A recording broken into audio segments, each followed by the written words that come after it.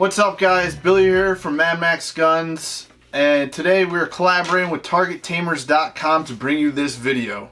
Today we're going to be talking about the Maven RS.4.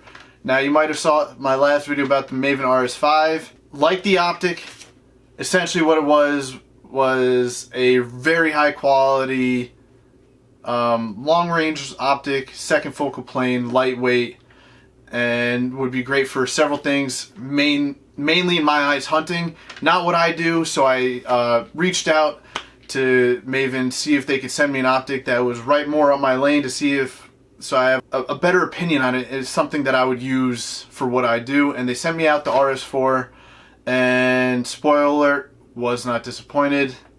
But before you do that, check out my page, Mad Guns on Instagram, and if you want to check out my YouTube, Mad Guns, we'll leave it down in the description. But let's show it to you. It's here on my 6x47 Lapua custom on a Remington 700 action. This is my PRS rig. If you want to learn more about that, check out my YouTube channel, and I'm going to have a full video breakdown of my whole PRS loadout, what I'm using right now. But up on top here, we have the RS.4, and it is sitting in some Badger Ordnance rings. This is a 6-30 magnification with the 56mm objective lens, and it overall, you can see here, it's a pretty small package for what it is. It is, like I said, 6-30 magnification with all that coming in less than half a turn. Big objective lens, 34mm tube, illuminated with two different colors, parallax adjustment, ocular adjustment lens, exposed windage turret, and big old adjustment knobs for windage and elevation. If you want to hear these adjustment clicks, as people typically like to do. But, oh, you might have heard that. Check out the windage.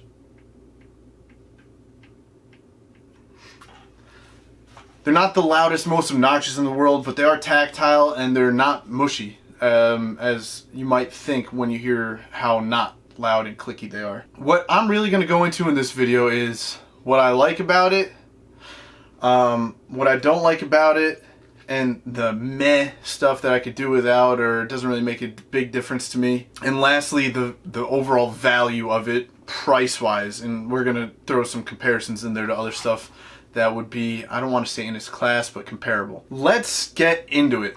This has some of the clearest glass I've ever seen in my shooting career. Edge to edge, just perfection. Color transmission, perfection. You might want to lend that to the big 56mm objective lens that just looks like a giant bell here. But either way, fantastic, love it. Now, another thing, big fan of, its size. Typically with something that's a 6-30, you're going to be getting a big honking large optic, and looking at this, you would expect it to be maybe a I don't know, 6-24, 5-25, something like that, but it is definitely 6-30. You just wouldn't know it. And what's nice about when you have those that 30 times magnification, you have a lot more clarity up into those mid to high ranges, all the way up to like 25. A 25 magnification clarity on this versus a 25 magnification clarity on something where max is out at 25.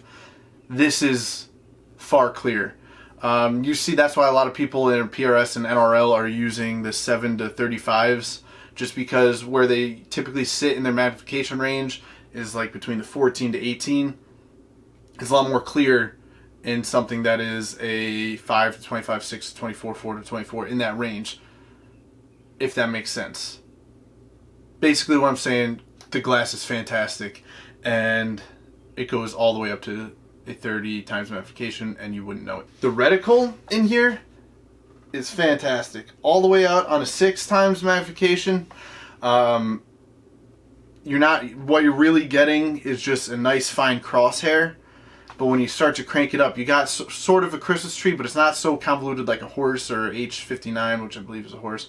And it's not so plain where it's just a mil dot. But as you crank it up, you start to see the Christmas tree. So you got wind holds when you're holding for elevation.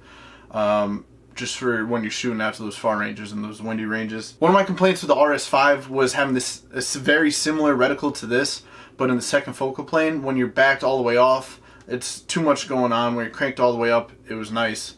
But again, when you're doing PRS or any sort of precision shooting in a competition setting, you really need that first focal plane so you have those hold-offs at every magnification throughout the thing instead of only at the max magnification. If you want to know more about second focal plane versus first focal plane, there's tons of videos out there. Check them out, do your research, why you would want to use one versus the other. I know I brought this up earlier, but the objective lens being as large as it is in this really brings in great color transmission. The colors are very vibrant and sharp.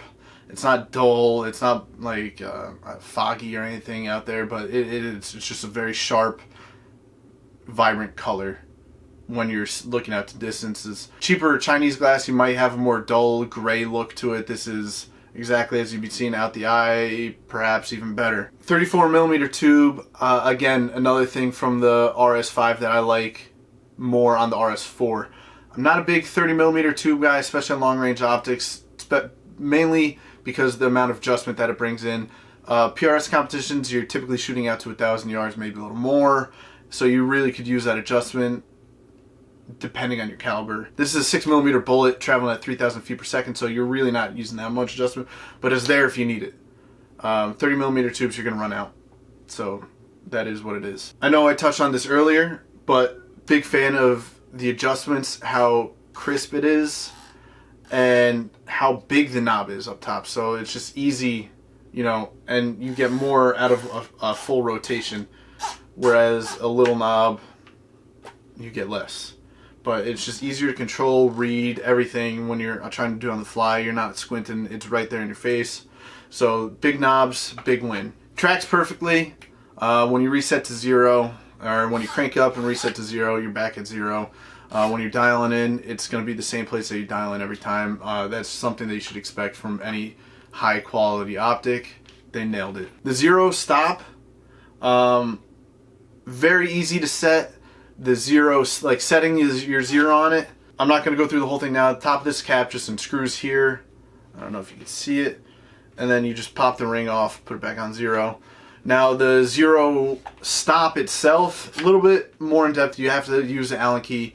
You back off, twist it. The directions are there for you. But it's pretty easy as long as you have the right size Allen key, and it comes with it, so you should have it. Now, the magnification adjustment I showed you earlier, very firm yet very smooth and soft, and it has a little bit aggressive hashing on here, but it's nice, especially if you're wearing gloves or something, or it's wet outside. It's very easy to adjust, which is fantastic in my eyes. And to round off the things that I really like about it, I'm just a big fan of how the windage is marked on it. You got 0, and then when you crank down, it'll be like 1 mil left, 2 mils left, 3 mils left, and then the same when you crank up on it, 1 mil right, 2 mils right, 3 mils right. That's pretty much what the industry standard at this point, but again, it's there. Big fan of it. I love it. Now we're gonna get into the cons real quick. Emphasis is on the quick. The parallax. While there is the good parallax adjustment here, there's too many under 25. Like, it shouldn't, in my eyes, when you have an optic like this, you're not going to be shooting at 15 yards. It shouldn't start at 15 yards. But it starts at 15, goes to 20, 25, 30, 40, 50, 60, 70, 80, 90, 100. That is way too much under 100. And then once you're over 100, it goes 120, 150, 200, 300, 500, 1,000, and infinity. That... For me, I'd say it's not a deal breaker, but for me, me personally, I think it should start at 25, then go to 50 with a little bit of adjustment in there, then to 100, and then like 150, 200, 250, 300, then hundreds after that. And it shouldn't jump straight from 500 to 1,000. There should be some, maybe go 500, 750, 1,000. But that is just my opinion. That is something that I don't like about it. There's just too much under 50 in here. And most of the rotation comes in that 15 to 100. But as I said before, the adjustment on it is pretty pretty nice. It's easy, but it's not too easy where you're going to overshoot it or have to fiddle with it too much. So while I don't like the actual increments that it goes, the adjustments are good. Now, that is the only thing that I really don't like about it. Let's get into the meh part. I'm starting to lean more towards liking having the windage caps. RS5 did that, which was great. But I'm more of a set and forget it guy when it comes to windage. I hold for wind. I don't really dial for wind too often. I'm fine with it being exposed. But again, my preference is capped. And another meh thing, it's illuminated, which is great, but there's two colors, which is a little... I know Night Force does that with the attackers, but like, are you ever going to use the green? Are you... Or I don't know. Again, this is a subjective opinion on it. I don't use illumination anyway. I've done very minimal low light long range shooting, so I don't know if green or red reacts different. Maybe your eyes will do better with one versus the other. But if you like that, if that's something you're into, it's there, which is great, but it just doesn't do anything for me. That's why I would say it's in the meh range. Now, let's get in... I'll put this down. Let's get into the value part.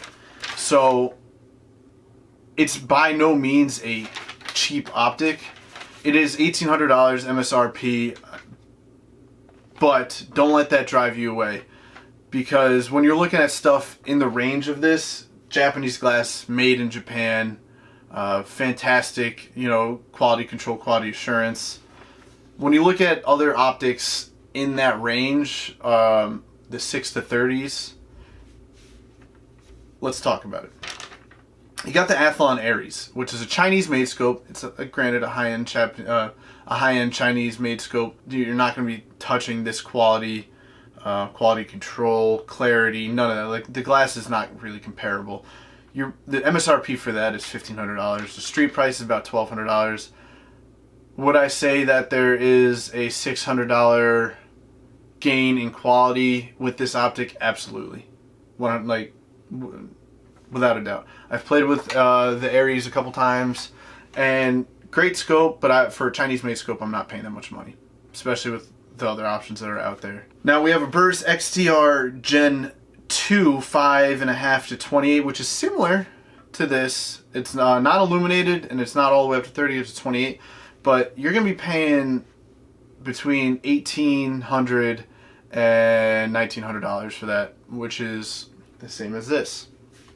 Now that's the Gen 2. That's discontinued. They go for less price than the Gen 3s do. Lycia PRS scope, I don't know if I said that right. It's a 5 to 30, or it might be 6 to 30. I don't know what I wrote down here. It's either 5 or 6 to 30, but it's $1,000 more. Again, do you see where I'm going with this?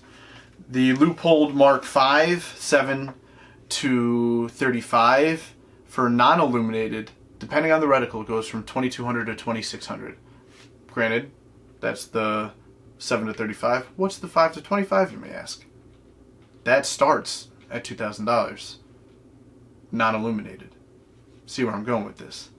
Now, lastly, we're going to talk about Night Force. Night Force, many people see as like the industry standard or what have you.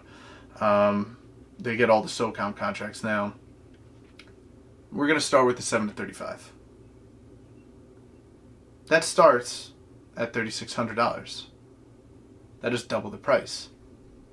See where I'm going with this. Now let's talk about the 5 to 25. That starts at $3,000. They go up to $3,500, but that is a 5 to 25, 6 to 30, $1,200 difference. Do you see where I'm going with this? And lastly, Night Force also has an offering from the NX8 now that is a 4 to 32, similar. You might get a little bit more magnification, a little more range, starts at 4, which is nice, but you're starting at $2,100. And don't quote me on this, but I believe those are 30mm 2, which for me, at that magnification, I don't want to say it's a deal breaker, but it's a deal breaker. But all that being said, for a 6 to 30 scope at $1,800, made in Japan, Japanese glass, I guess the question is, would I buy it? Let's get this out of the way. They sent it out for me to review, but I got to talk to them about it, see what I got to do to actually purchase it from them, because I don't want to let this scope go. This is I've used attackers, I've used loopholes, I've played around with Calais. I don't want to let this go. I love the package, how small and compact it is for how big of a performance you're getting out of it. So I guess you could say, in my eyes, the value is tremendous, huge, great, the best. Do you need it? That's for you to answer. Thanks for watching, guys. Be sure to check out TargetTamers.com, their YouTube channel, their Instagram. Check me out at Mad Max Guns on YouTube, on Instagram, and I'll see you next time. Say goodbye, Bronson.